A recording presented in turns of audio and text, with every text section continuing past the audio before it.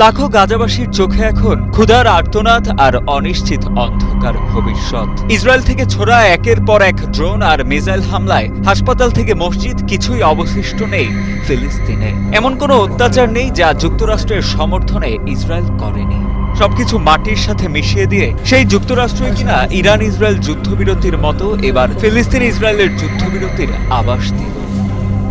গত ২৭ June Trump সাংবাদিকদের বলেন, আগামী এক সপ্তাহের মধ্যেই ইসরায়েল আর হামাসের মধ্যে যুদ্ধবিরতি সম্ভব হতে পারে। ট্রাম্পের যুদ্ধবিরতির এই মন্তব্য শুনে অনেকেই অবাক হয়েছেন।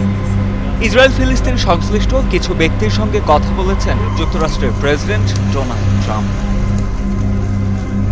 এরপরেই এমন আশার কথা শুনিয়েছেন তিনি, যাতে যুদ্ধবিরতির ইঙ্গিত বিষয়টি উঠে আসে। তবে এর বিস্তারিত এখনো প্রকাশ করেননি ট্রাম্প। কাতার ভিত্তিক সংবাদ মাধ্যম আল জাজিরার প্রতিবেদক নূর ওদেহ ট্রাম্পের এই মন্তব্যকে গাজাবাসীর জন্য সুসংবাদ হিসেবে বিবেচনা করেছেন, কিন্তু তিনি সতর্ক করে দেন, কারণ এই মুহূর্তে মধ্যপ্রাচ্যে এমন কোনো আলোচনা চলছে না। ইসরায়েল ও ইরানের মধ্যে যুদ্ধবিরতির পর থেকেই যুদ্ধবিরতির কথা জোরে সোরে আলোচনার জন্ম দিয়েছে আন্তর্জাতিক মহলে। ইসরায়েল যুদ্ধ শেষ করতে চায় না।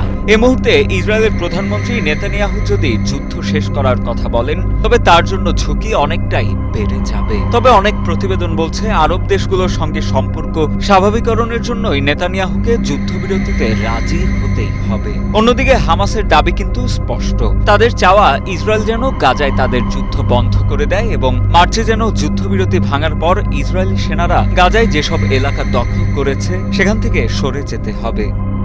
এছাড়া যুক্তরাষ্ট্রের মধ্যস্থতায় আলোচনা চলমান থাকার নিশ্চয়তা দিতে হবে। যদি আলোচনার জন্য আরো সময় লাগে, তবুও ইসরায়েল যুদ্ধবিরতি ভাঙতে পারবে না।